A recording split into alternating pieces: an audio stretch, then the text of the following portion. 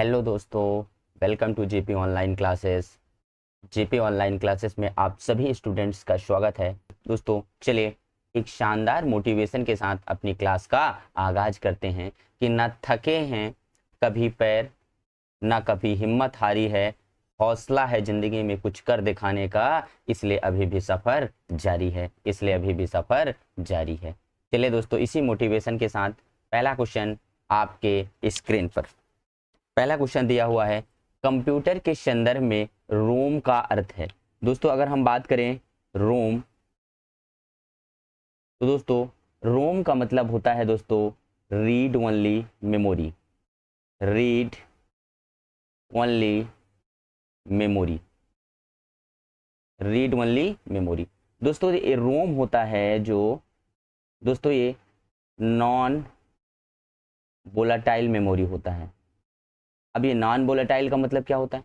यदि आप जैसे कि कंप्यूटर में कोई काम कर रहे हैं और अगर काम करते करते अगर मान लीजिए लाइट ऑफ हो जाती है, तो दोस्तों यहाँ पर जो आपका डेटा है वह दोस्तों क्या रहता है? संचित रहता है, डेटा डिलीट नहीं होता, इसलिए इसे हम क्या बोलते हैं? Non volatile memory. तो रोम का मतलब होता है रीड ओनली मेमोरी। जैसे random only memory, read only memory, तो इसका आंसर हो जाएगा रीड ओनली मेमोरी। अब आप लोग मुझे बताइए रोम का फुल फॉर्म, जल्दी से आप लोग कमेंट बॉक्स में बताइए रोम का फुल फॉर्म क्या होता है, डीटीपी का फुल फॉर्म क्या होता है, जल्दी से आप लोग कमेंट बॉक्स में बताइए। और यूपीएस का फुल फॉर्म क्या होता है, जल्दी से आप बताइए कमेंट बॉक्स में। तो दोस्तों रोम का मतलब होता है programmable,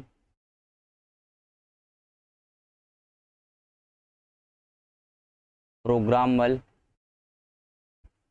read only memory, read only memory, programmable read only memory. DTP का मतलब होता है desktop publishing, desktop publishing, desktop publishing. UPS का फुल फॉर्म होता है दोस्तों अनट्रैप्टेड, अनट्रैप्टेड पावर सप्लाई, अनट्रैप्टेड पावर सप्लाई। तो इन बातों का भी हमें ध्यान रखना है। चलिए प्रोम होता है programmable read only memory, DTP होता है डेस्कटॉप पब्लिशिंग, और यूपीएस दोस्तों ये इंपॉर्टेंट है अनट्रैप्टेड पावर सप्लाई, अनट्रैप्टेड पावर सप्लाई। चलिए नेक्स्ट क्वेश्चन, भारतीय राष्ट्रीय कांग्रेस के प्रथम अध्यक्ष कौन थे? अगर दोस्तों हम बात करें भारतीय राष्ट्रीय कांग्रेस की, भारतीय राष्ट्रीय कांग्रेस, तो जल्दी से आप लोग बताइए भारतीय राष्ट्रीय कांग्रेस की स्थापना कब हुई? भारतीय राष्ट्रीय कांग्रेस की स्थापना, तो दोस्तों भारतीय राष्ट्रीय कांग्रेस की स्थापना कब हुई है, जल्दी से बताइए। और किसने की, ये भी आपको कमेंट बॉक्स में छापना है। भारतीय राष्ट्रीय कांग्रेस की स्थापना 28 दिसंबर 1885 को मुंबई के संस्कृत गुरुकुल तेजपाल कॉलेज में हुआ था। किसने की थी? एक दोस्तों रिटायर अंग्रेज थे ए ओ हुम ने। किसने की थी? ए ओ हुम ने की थी। दोस्तों इसके पहले अध्यक्ष कौन थे, यही हमसे पूछा है। इसके पहले अध्यक्ष थे डब्ल्यू.सी. बनर्जी। कौन थे? डब्ल्यू.सी. बनर्जी, यानी व्योमेश चंद्र बनर्जी, व्योमेश चंद्र बनर्जी ये पहले अध्यक्ष थे। तो इसका सही आंसर क्या हो जाएगा? डब्ल्यू.सी. बनर्जी। क्या हो जाएगा? डब्ल्यू.सी. बनर्जी। इनके पहले मुस्लिम अध्यक्ष कौन थे, ये भी आप लोग कमेंट बॉक्स में छाप दीजिए। पहले मुस्लिम अध्यक्ष कौन थे, ये अभी आपको छापना है। चलिए महात्मा गांधी कांग्रेस के एकमात्र अधिवेशन, जल्दी से बताइए, 1924 के बेलगांव अधिवेशन में कांग्रेस की अध्यक्षता की, बेलगांव अधिवेशन में कांग्रेस की अध्यक्षता की। अगर दोस्तों हम बात करें गोपाल कृष्ण गोखले, तो ये महात्मा गांधी के राजनैतिक गुरु थे। महात्मा गांधी के राजनैतिक गुरु थे कौन? गोपाल कृष्ण गोखले।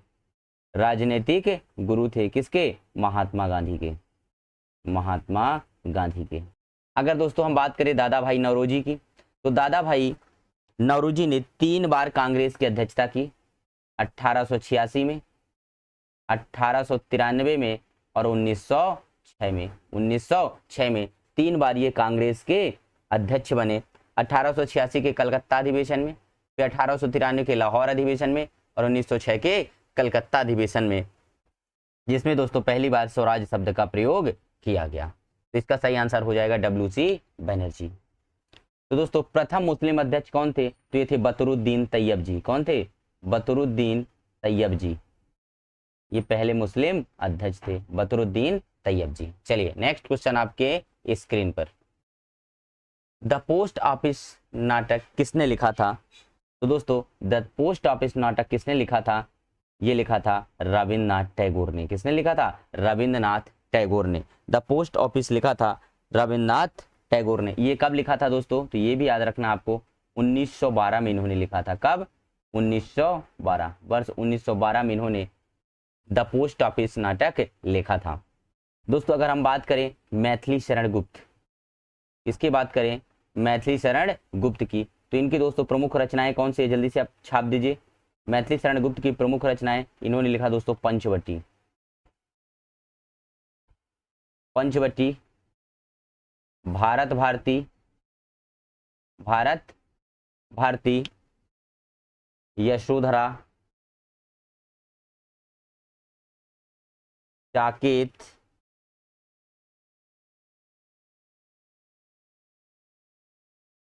और जयद्रथ वध।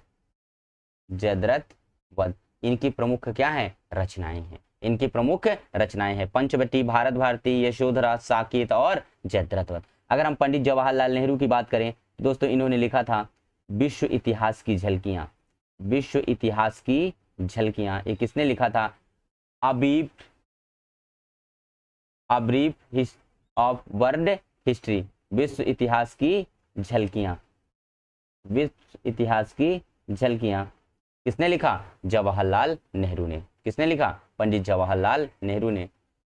चलिए तो इसका सही आंसर हो जाएगा ऑप्शन नंबर सी। दोस्तों रविंद्रनाथ टैगोर को नोबेल पुरस्कार कब दिया गया? जल्दी से छापिए। नोबेल पुरस्कार कब दिया गया? जल्दी से बताइए। और किसके लिए इन्हें नोबेल पुरस्कार दिया गया? जल्दी से छापिए। तो दोस्तों इन्हें 1913 में इनकी कृति गीतांजलि के लिए इन्हें नोबेल पुरस्कार दिया गया। चलिए नेक्स्ट क्वेश्चन आपके स्क्रीन पर। आईटी के संदर्भ में HTTP क्या होता है? दोस्तों जब भी आप कुछ मोबाइल पर टाइप करते हैं तो यही आता है आपका HTTP। क्या आता है? HTTP। HTTP इसका फुल फॉर्म क्या होता है दोस्तों? इसका फुल फॉर्म होता है hyper text transfer protocol. Hyper text transfer protocol. तो देखिए हाइपर टेक्स्ट ट्रांजिशन प्रोटोकॉल जो कि गलत है, हाइपर टेक्स्ट ट्रांसफर प्रोटोकॉल। तो ये सही हो जाएगा option number B. Option number B. आप लोग दोस्तों कमेंट बॉक्स में बताइए HTML का फुल फॉर्म क्या होता है? HTML का फुल फॉर्म क्या होता है? और www का फुल फॉर्म क्या होता है? जल्दी से आप लोग बताइए। दूसरा, इसकी खोज किसने की थी? WWE की खोज किसने की थी? ये आपको बताना है। और आपको बताना है कि इंटरनेट का जनक किसे कहा जाता है। जो हम दोस्तों इंटरनेट चलाते हैं तो हमें पता होना चाहिए कि इंटरनेट का जनक किसे कहा जाता है। एग्जाम में क्वेश्चन पूछा जा सकता है। तो HTML का दोस्तों फुल फॉर्म क्या होता है? तो ये होता है हाइपर टेक्स्ट मार्कअप लैंग्वेज। क्या होता है? Hyper text markup language. Hyper text markup language दोस्तों ये वेब डिजाइन की लैंग्वेज होती है। क्या इसका उपयोग किसके लिए होता है? वेब डिजाइन के लिए। चलिए नेक्स्ट, WWE का फुल फॉर्म क्या होता है दोस्तों? जल्दी से आप कमेंट बॉक्स में छापिए। इसका होता है world wide web. Very very important है दोस्तों, वर्ल्ड वाइड वेब। और इसकी खोज किसने की थी? तो खोज की थी टिम बर्नर्स-ली ने। किसने की थी? टिम बर्नर्स-ली ने। किसने की थी? टिम बर्नर्स-ली ने। चलिए बिल्कुल सही आंसर आ रहा है, टिम बर्नर्स-ली ने। अब बताइए दोस्तों इंटरनेट का जनक किसे कहा जाता है? तो इंटरनेट का जनक कहा जाता है विंड सर्फ को। किसे कहा जाता है? इंटरनेट का जनक कहा जाता है विंड सर्फ को इंटरनेट का जनक कहा जाता है। चलिए नेक्स्ट क्वेश्चन आपके स्क्रीन पर, महात्मा गांधी द्वारा प्रसिद्ध दांडी मार्च किस वर्ष हुआ? तो दोस्तों आपको पता है कि 12 मार्च 1930 को 12 मार्च 1930 को महात्मा गांधी ने कहां से? साबरमती आश्रम। कहां से? साबरमती आश्रम से। साबरमती आश्रम से। आपको बताना है कि साबरमती आश्रम की स्थापना कब हुई? साबरमती आश्रम से 348 किलोमीटर यात्रा करके इन्होंने दोस्तों नमक कानून तोड़ा था। क्या किया था? नमक कानून तोड़ा था। नमक कानून तोड़ा किसने? महात्मा गांधी ने। जल्दी से बताइए, साबरमती आश्रम की स्थापना किसने की? महात्मा गांधी ने। लेकिन कब की? साबरमती की स्थापना कब हुई? 1917 में। कब हुई? 1917 में। इसी दोस्तों 1917 में खेड़ा सत्याग्रह हुआ था। क्या हुआ? और क्या हुआ था? जल्दी से बताइए। इसी में हुआ था चंपारण। क्या हुआ था? चंपारण सत्याग्रह हुआ था 1917 में। 1918 में क्या हुआ था? खेड़ा सत्याग्रह। अब देखिए 1930 में क्या हुआ? जल्दी से बताइए। 1930 में हुआ दोस्तों सविनय अवज्ञा आंदोलन। क्या हुआ? सविनय अवज्ञा आंदोलन। 8 अगस्त 1942 को क्या हुआ? 8 अगस्त 1942 को भारत छोड़ो आंदोलन। भारत छोड़ो आंदोलन, क्विट इंडिया मूवमेंट। भारत छोड़ो आंदोलन। दोस्तों भारत छोड़ो आंदोलन के समय गांधी जी ने नारा दिया था करो या मरो। करो या मरो, डू और डाई। डू और डाई का नारा किसने दिया? महात्मा गांधी ने। करो या मरो। चलिए नेक्स्ट क्वेश्चन आपके स्क्रीन पर, किस भारतीय को 5 नदियों की भूमि कहा जाता है? दोस्तों जो हमारा पंजाब है, क्या है? पंजाब है, इसे 5 नदियों की भूमि कहा जाता है। पहला है झेलम, झेलम, चेनाब, रावी, सतलज और ब्यास। और ब्यास नदी। ये 5 नदियां हैं दोस्तों, ध्यान से देखिएगा। ये 5 नदियों में दोस्तों जो हमारा सिंधु नदी है वो शामिल नहीं है। झेलम, चिनाब, रावी, सतलज और ब्यास, इन 5 नदियों की कारण ही पंजाब को 5 नदियों की भूमि कहा जाता है। अब देखिए दोस्तों, जो हमारा झेलम नदी है दोस्तों, इसे वैदिक काल में क्या कहा जाता है? तो झेलम नदी को वितस्ता कहा जाता है। क्या कहा जाता है? वितस्ता। इसी नदी के किनारे दोस्तों हाइड्रोस्पीच का युद्ध हुआ था। किसका युद्ध हुआ था? हाइड्रोस्पीच का युद्ध हुआ। तो दोस्तों झेलम पर कौन सी परियोजना? जल्दी से छापिए। तो झेलम नदी पर तुलबुल परियोजना है। कौन सी है? तुलबुल परियोजना। किस नदी पर है? झेलम नदी पर। अगर हम बात करो दोस्तों चेनाब नदी पर, तो चेनाब नदी पर बगलीहार और दुलहस्ती, बगलीहार और दुलहस्ती परियोजना है। कहां पर? चेनाब नदी पर। रावी नदी को दोस्तों क्या कहा जाता है? रावी नदी को वैदिक काल में परुषणी कहा जाता है। क्या कहा जाता है? परुषणी। अब देखिए दोस्तों, ब्यास नदी पर कौन सा बांध बना है? देखिएगा तो ब्यास नदी पर दोस्तों पोंग बांध बना है। कौन सा? पोंग बांध, या इसी को हम क्या बोलते हैं? रंजीत सागर बांध। सतलज नदी पर कौन सा बांध है दोस्तों? अब जल्दी से बताइए। सतलज नदी पर अपना है भाखड़ा नांगल बांध। कौन सा है? भाखड़ा नांगल बांध सतलज नदी पर बना हुआ है। तो इसका सही आंसर हो जाएगा ऑप्शन नंबर बी, पंजाब। क्या हो जाएगा? पंजाब। तो इतनी जानकारी दोस्तों हमें रखना है। चलिए चलते हैं नेक्स्ट क्वेश्चन की तरफ। चलिए, दुलहस्ती, बगलीहार, ये परियोजना किस पर है? चेनाब नदी पर। और तुलबुल परियोजना झेलम नदी पर। नेक्स्ट क्वेश्चन आपके स्क्रीन पर, सरिस्का अभयारण्य कहाँ है? तो दोस्तों हमें पता है सरिस्का कहाँ है, जल्दी से बताइए। सरिस्का रणथंभौर, सरिस्का रणथंभौर, केवलादेव, घाना पक्षी बिहार, ये कहाँ है? राजस्थान में। अब देखिए आप ऑप्शन की तरफ ध्यान से देखिए दोस्तों, तो एक ही ऐसा ऑप्शन है, तो इसका क्या हो जाएगा? ऑप्शन नंबर डी, राजस्थान के अलवर जिले में सरिस्का अभयारण्य स्थित है। दोस्तों हम बात करें गुजरात में, तो गुजरात में कौन सा है? गिरी नेशनल पार्क, जो किसके लिए फेमस है? एशियाई शेरों के लिए। किसके लिए? एशियाई बब्बर शेरों के लिए, एशियाई शेर के लिए फेमस है गिरी नेशनल पार्क। अगर हम बात करें दोस्तों कर्नाटक में, तो नागरहोल, कर्नाटक में देखिए नागरहोल, बन्नेरघट्टा, जल्दी से बताइए कर्नाटक में कौन सा है? नागरहोल, बन्नेरघट्टा और सबसे इंपॉर्टेंट कौन सा है, बांदीपुर। कौन सा है, बांदीपुर। ये सारे कहाँ हैं, कर्नाटक में स्थित हैं। असम की बात करें तो असम में सबसे इंपॉर्टेंट कौन सा है, काजीरंगा, काजीरंगा, मानस, नमेरी, ओरांग, डिब्रू साइखोवा और सबसे नया कौन सा है, रायमोना। तो ये भी याद रखना है, रायमोना। तो हमारा सही आंसर हो जाएगा option number D, Alwar Rajasthan में, अलवर राजस्थान में। चलिए दोस्तों, काजीरंगा दोस्तों एक सींग वाले गैंडे के लिए प्रसिद्ध है। किसके लिए, ये आपको याद रखना है, एक सींग वाले गैंडे के लिए फेमस है काजीरंगा नेशनल पार्क। एक सींग वाले गैंडे के लिए फेमस है काजीरंगा। नेक्स्ट क्वेश्चन दोस्तों, glimpses of the world history पुस्तक किसने लिखी थी।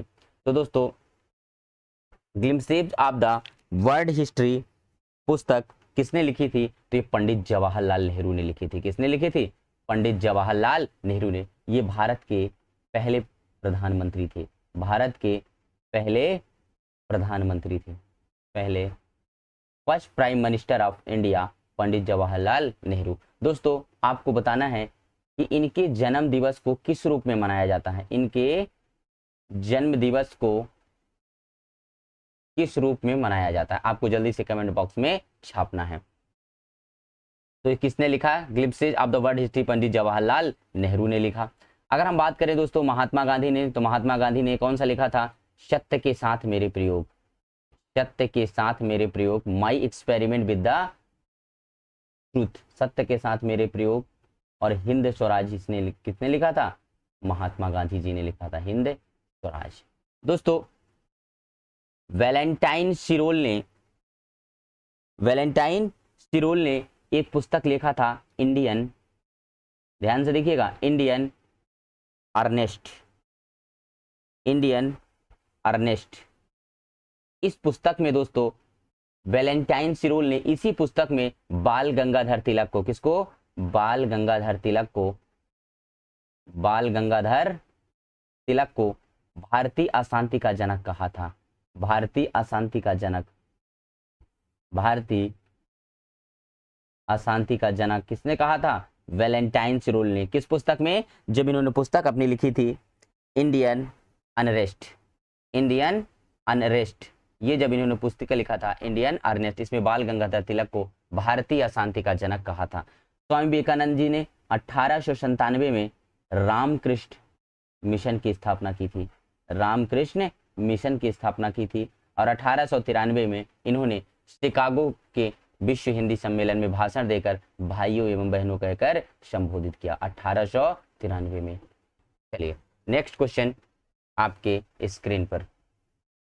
चलिए, तो जो भारत के पहले प्रधानमंत्री थे पंडित जवाहरलाल नेहरू, इनके जन्म दिवस को बाल दिवस के रूप में मनाया जाता है।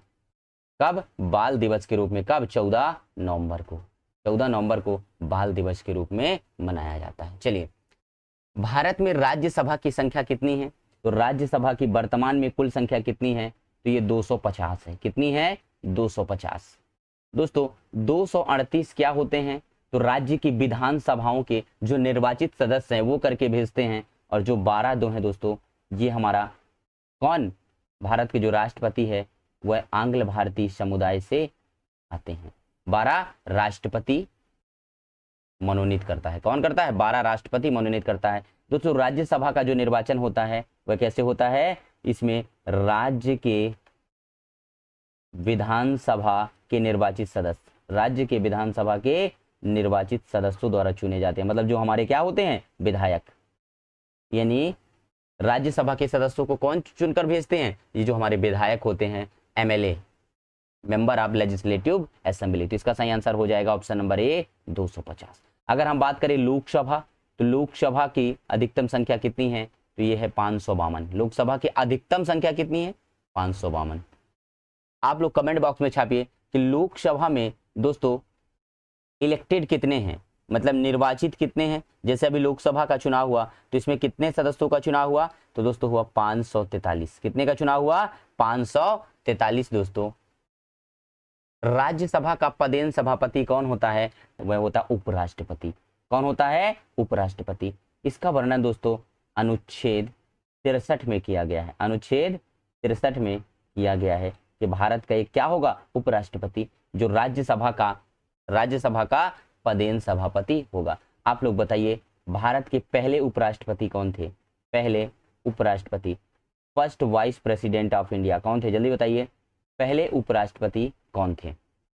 अगर हम दोस्तों बात करें राष्ट्रपति की, तो दोस्तों इसका वर्णन अनुच्छेद 52 में किया गया है कि अनुच्छेद 52 में कहा गया है भारत का एक राष्ट्रपति होगा, उसे क्षमादान की शक्ति उसे अनुच्छेद 72 से प्राप्त है, और उसके ऊपर दोस्तों महाभियोग यानी इम्पीचमेंट यानी उसको कैसे हटाया जा सकता है, उसे दोस्तों अनुच्छेद 61 में कहा गया है कि राष्ट्रपति के ऊपर महाभियोग लगाया जा सकता है, राष्ट्रपति के ऊपर महाभियोग लगाया जा सकता है।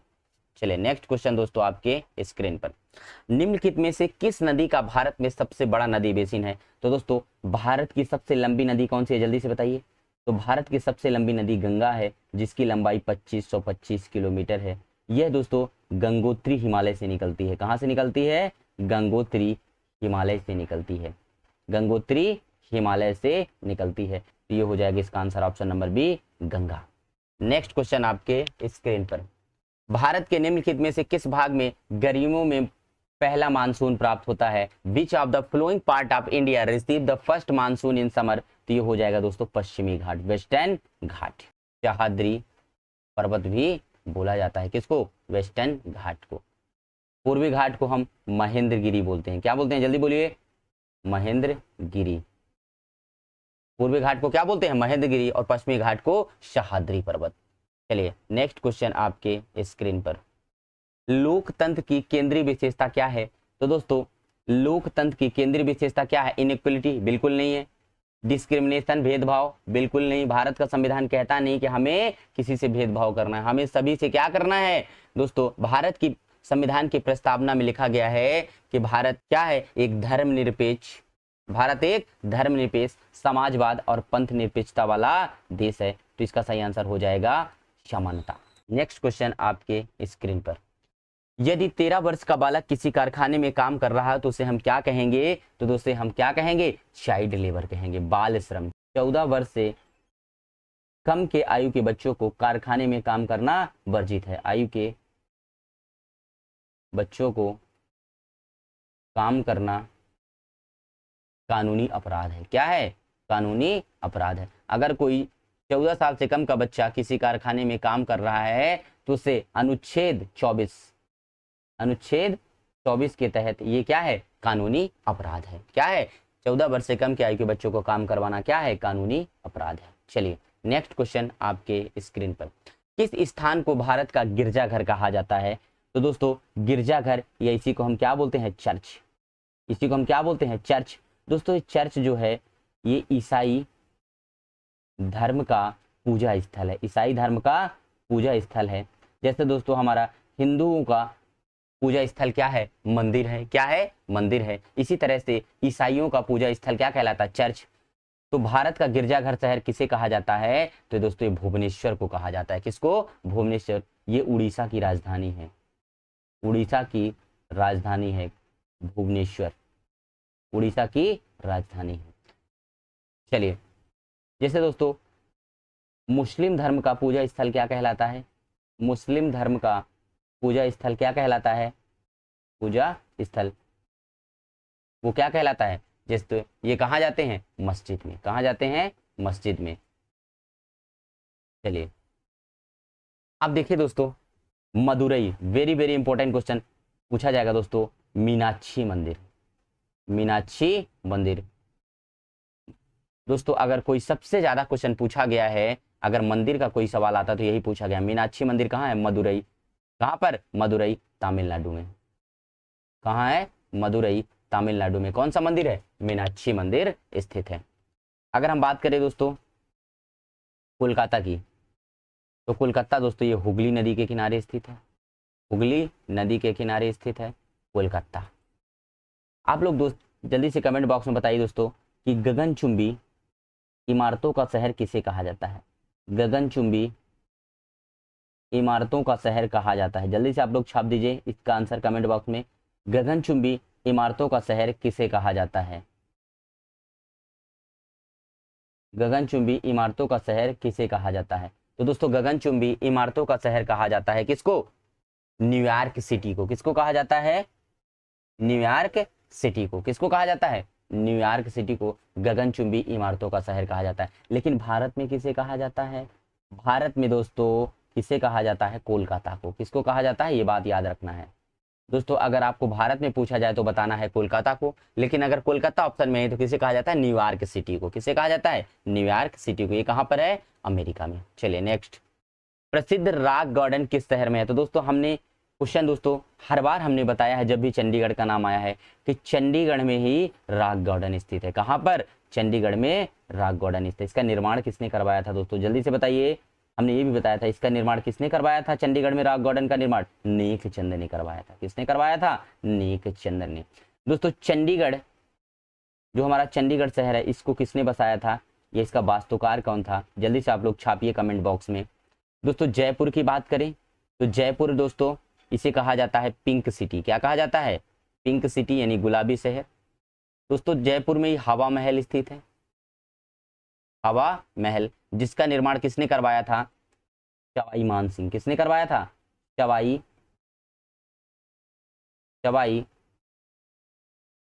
प्रताप सिंह ने करवाया था। किसका निर्माण? हवा महल का निर्माण। अब देखिए दोस्तों, अगर हम बात करें शिमला में, शिमला का हिमाचल प्रदेश की राजधानी है। यहाँ पर है आलू अनुसंधान केंद्र। कहाँ पर है? आलू अनुसंधान केंद्र कहाँ है? शिमला में है। चलिए अगर हम बात करें दोस्तों लखनऊ में, तो ये दोस्तों उत्तर प्रदेश की राजधानी है। यहाँ क्या स्थित है? बड़ा इमामबाड़ा। क्या स्थित है? बड़ा इमामबाड़ा। कहाँ स्थित है? लखनऊ में। लखनऊ को दोस्तों नवाबों का शहर कहा जाता है। क्या कहा जाता है? नवाबों का शहर। किसे कहा जाता है? लखनऊ को कहा जाता है। चलिए पिंक सिटी, सवाई मानसिंह। अब देखिए दोस्तों जो इसका वास्तुकार था वो था ली कार्बूजियर। कौन था? ली कार्बूजियर। ली कार्बूजियर ने किसको बसाया था? चंडीगढ़ शहर को बसाया था। और रॉक गार्डन कहाँ है? चंडीगढ़ में। इसका निर्माण किसने करवाया था? नेक चंद ने करवाया था। नेक्स्ट क्वेश्चन आपके स्क्रीन पर।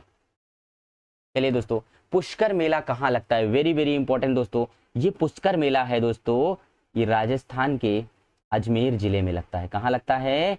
राजस्थान के अजमेर जिले में। राजस्थान के अजमेर जिले में लगता है। राजस्थान के अजमेर जिले में। ये क्यों फेमस है? तो दोस्तों ये ऊंटों के लिए फेमस है। किसके लिए? इस मेले में किसका? ऊंटों व घोड़ों की बिक्री इसमें सबसे ज्यादा होती है। दोस्तों अजमेर में ही 2.5 दिन का झोपड़ा है। क्या है दोस्तों? 2.5 दिन का झोपड़ा। 2.5 दिन का झोपड़ा कहाँ है? अजमेर में। ये किसने निर्माण करवाया था दोस्तों? कुतुबुद्दीन ऐबक ने। कुतुबुद्दीन ऐबक। दोस्तों कुतुबुद्दीन ऐबक ये गुलाम वंश का संस्थापक था। किस वंश का? गुलाम वंश का संस्थापक था। दोस्तों गुलाम वंश का संस्थापक था। दोस्तों इसकी मृत्यु पोलो या जिसे हम क्या बोलते हैं चौगान खेलते हुए इसकी मृत्यु हो गई थी। चलिए अगर हम बात करें उदयपुर, तो आपको पता है दोस्तों झीलों का शहर। झीलों का शहर किसे कहा जाता है? उदयपुर को कहा जाता है। झीलों का शहर उदयपुर को कहा जाता है। चलिए नेक्स्ट क्वेश्चन आपके स्क्रीन पर। निम्नलिखित में से कौन सा महाराष्ट्र का लोकप्रिय नृत्य है? तो हमने आपको पहले ही बताया था। महाराष्ट्र के कौन कौन से हैं? जल्दी से छापिए आप लोग। दोस्तों महाराष्ट्र के लोकप्रिय नृत्य कौन सा है? तो ये लावड़ी है और तमाशा।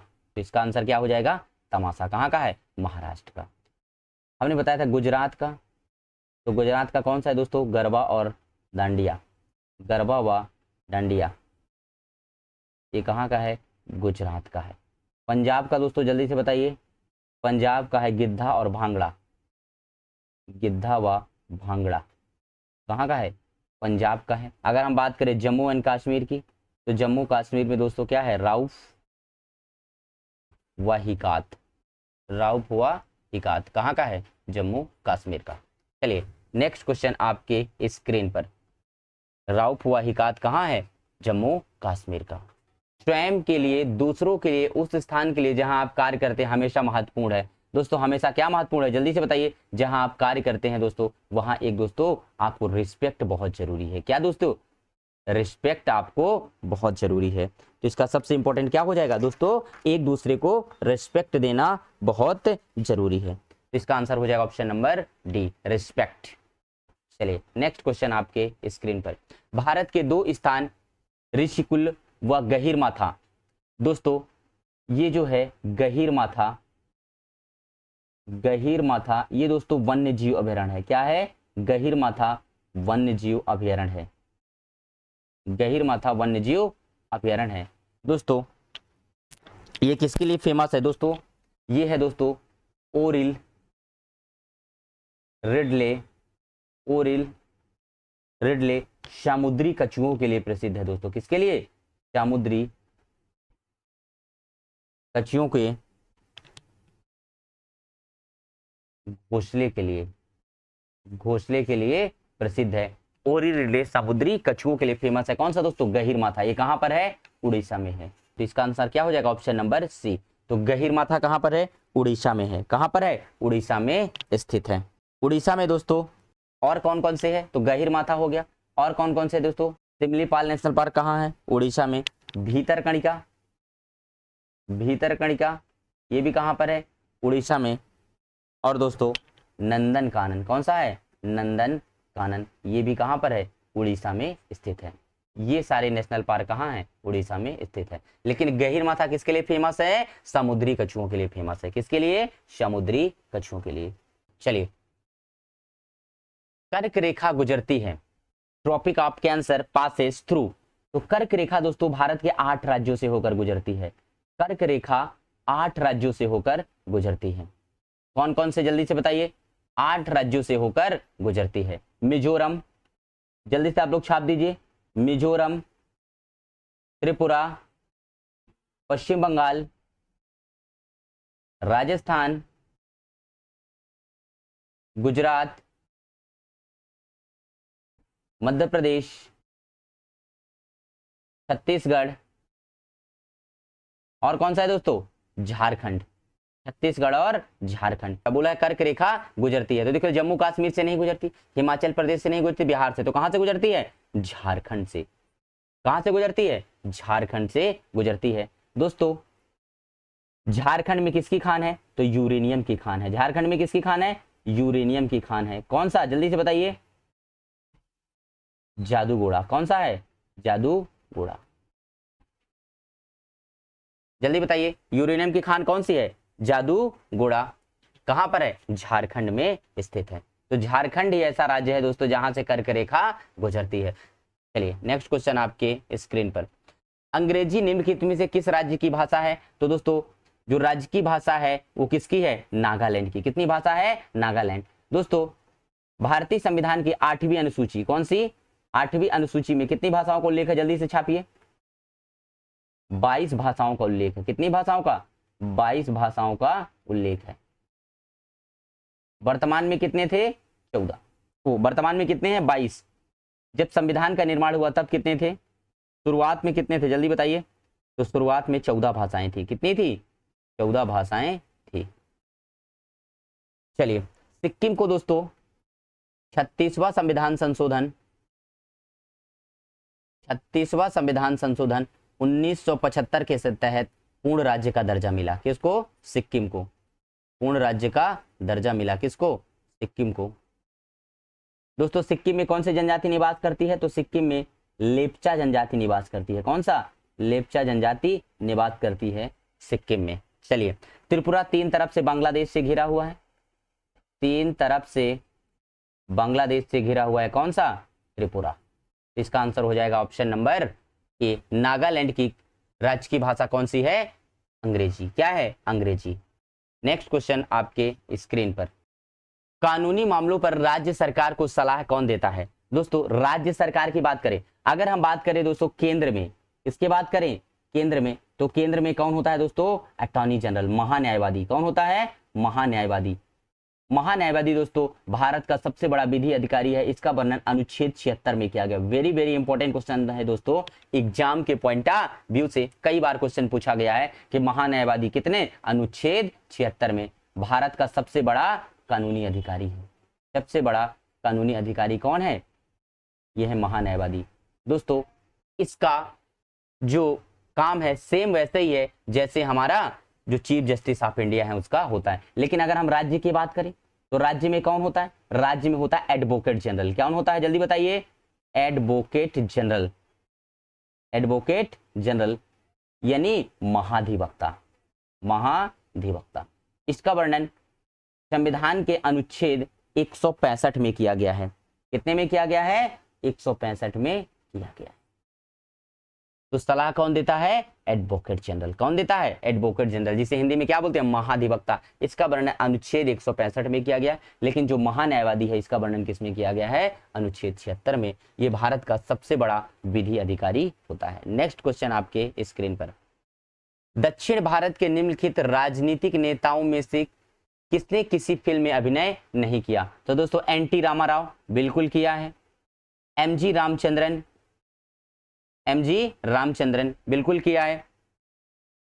अब देखिए दोस्तों जयललिता और सीएनजी अन्नूमलाई। तो जल्दी से बोलिए दोस्तों इसका आंसर क्या होगा? तो इसका सही आंसर होगा option number C, CN Annadurai. इन्होंने दोस्तों दक्षिण भारत के राजनीतिक नेताओं में से अभिनय नहीं किया। किसने? सीएन अन्नादुरई ने। बाकी सभी ने क्या है? सभी जो भी पॉलिटिशियन है क्या है? नेता हैं। जयललिता के बारे में तो आपको दोस्तों पता ही है। चलिए नेक्स्ट, अंतरराष्ट्रीय योग दिवस कब मनाया जाता है? तो दोस्तों 21 जून को योग दिवस मनाया जाता है। 8 जून को दोस्तों ओशियन डे मनाया जाता है। क्या मनाया जाता है? ओशियन डे यानी महासागर दिवस। क्या मनाया जाता है? महासागर दिवस मनाया जाता है। 5 जून को दोस्तों वर्ल्ड इन्वायरमेंट डे, पर्यावरण दिवस, पर्यावरण दिवस मनाया जाता है। कब? 5 जून को।